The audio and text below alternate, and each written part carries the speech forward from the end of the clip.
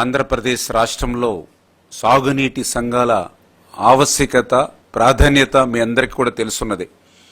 ఎందుకంటే విడిపోయినటువంటి యొక్క నవ్యాంధ్రప్రదేశ్ రాష్ట్రానికి వ్యవసాయం రైతాంగం ఈవేళ అత్యంత ప్రాణం అనే విషయం కూడా గుర్తుపెట్టుకోవాల్సిన అవసరం ఉంది. ఇటువంటి స్థితిలో అటువంటి వ్యవసాయాన్ని రక్షించుకోవాలి, రైతాంగాన్ని కాపాడుకోవాలనేటువంటి ఆలోచనతోటి గతంలో తెలుగుదేశం ప్రభుత్వంలో మరి ఆ రోజు 2015లో మరి ఆఖరుగా ఈ ఆంధ్రప్రదేశ్ రాష్ట్రంలో సాగునీటి సంఘ ఎన్నికలు జరిగినటువంటి పరిస్థితి మీ అందరికీ తెలుసు. మరి తరువాత వచ్చినటువంటి వైఎస్ఆర్సీపీ ప్రభుత్వం 2020లో ఈ యొక్క సాగునీటి సంఘాలను రద్దు చేసినటువంటి పరిస్థితి కూడా ఒక్కసారి గుర్తు చేసుకోవాల్సిన అవసరం ఉంది. సాగునీటి సంఘాలని రద్దు చేయడం అని అంటే వ్యవసాయాన్ని రద్దు చేయడమే. సాగునీటి సంఘాలని రద్దు చేయడం అని అంటే రైతాంగాన్ని రద్దు చేయడమే, వ్యవసాయ శాఖను రద్దు చేయడమే అని చెప్పి ఈవేళ రాష్ట్ర రైతాంగం భావిస్తున్నటువంటి పరిస్థితి. ఎందుకంటే ఏదైతే ఈ యొక్క వ్యవసాయానికి సంబంధించి అత్యంత కీలకమైనటువంటి నీటిపారుదల సంఘానికి సంబంధించినటువంటి యొక్క సాగునీటి సంఘాలలో రైతుల ప్రాతినిధ్యం ఏదైతే ఉందో, రైతుల భాగస్వామ్యం ఏదైతే ఉందో, దానివల్లనే ఆ పనులన్నీ కూడా సక్రమంగా జరుగుతాయి, పర్యవేక్షణ ఉంటుంది, జవాబుదారీతనం ఉంటుంది. అందుకే సాగునీటి సంఘాలు రైతులకు అత్యంత మేలు జరుగుతాయని చెప్పి రైతులు భావిస్తున్నటువంటి తరుణంలో ఆ రోజు వైఎస్ఆర్సీపీ ప్రభుత్వం ఆ నీటి సంఘాలని రద్దు చేసినటువంటి పరిస్థితిని ఇవాళ రైతాంగం అంతా కూడా తీవ్రంగా మరి ఖండించడంతో మరి మొన్న జరిగినటువంటి ఎన్నికల్లో వైఎస్ఆర్సీపీకి ఆ యొక్క 11 సీట్లు ఘోర పరాభవం, ఒక రకంగా ప్రతిపక్ష హోదా కూడా రాకుండా ఫలితాలు వచ్చాయని అంటే రైతు వ్యతిరేక విధానాల వల్లే ఆ యొక్క వైఎస్ఆర్సీపీ ప్రభుత్వానికి అటువంటి పరిస్థితి వచ్చింది.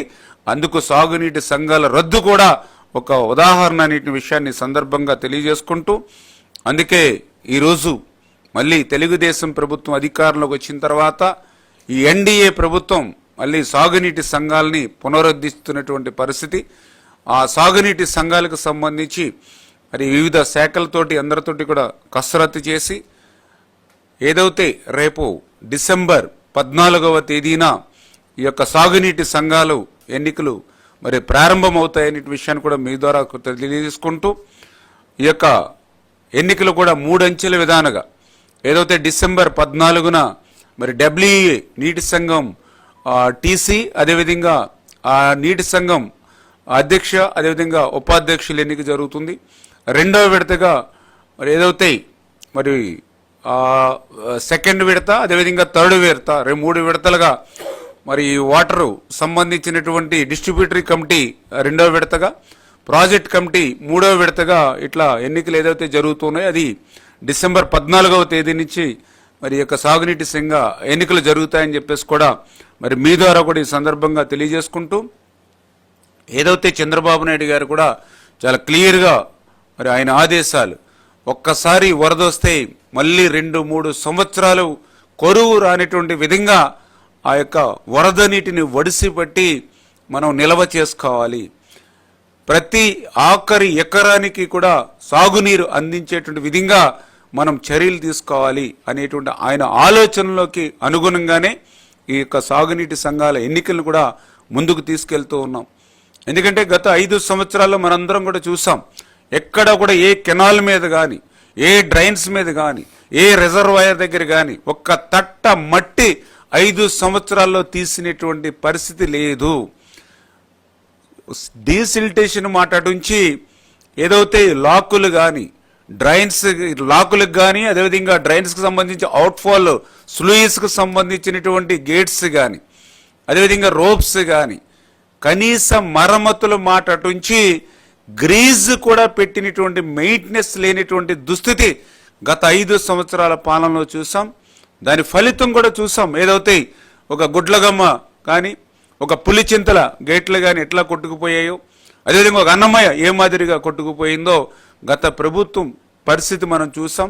ఈరోజు కూడా గత ప్రభుత్వ పాలనా వైఫల్యాలు ఈరోజు కూడా మమ్మల్ని వెంటాడుతున్నటువంటి పరిస్థితి, వారసత్వంగా ఈరోజు మాకు అందినటువంటి పరిస్థితి.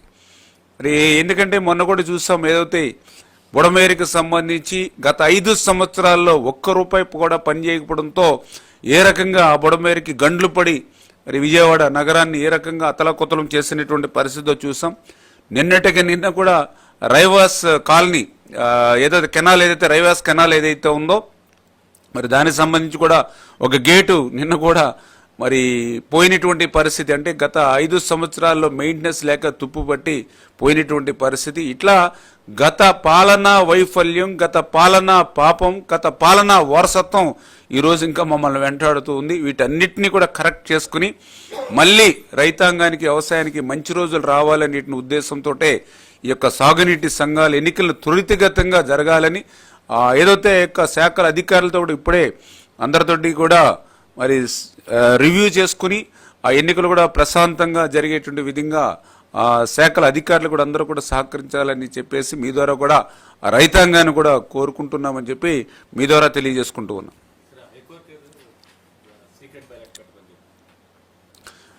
అటువంటిది ఏమీ లేదు. ఏదైతే చాలా క్లియర్గా ఎన్నికలు ఏవైతే ఉన్నాయో నిన్న హైకోర్టు ఇది కూడా మనకి ఎన్నికల విధానం అనేది 3 పద్ధతులుగా జరుగుతుంది. ఒకటి, ఏదైతే రైతాంగం అంటే ఒక ఐక్యతతోటి వెళ్తూ ఉంటారు.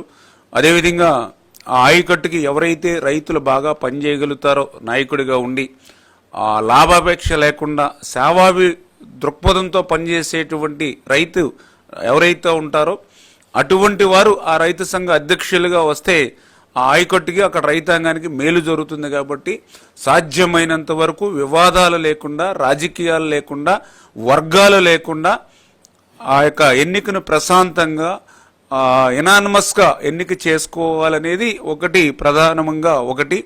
ఒకవేళ అట్లా ఏకగ్రీవ ఎన్నిక సాధ్యం కానప్పుడు ఎవరైతే అక్కడ రైతులు ఆ టీసీకి సంబంధించి ఎవరైతే ఆయకట్టు రైతులు ఎవరైతే ఉంటారో వాళ్ళు చేతులెత్తేటువంటి పద్ధతి ద్వారా ఎన్నిక కాబడతారు.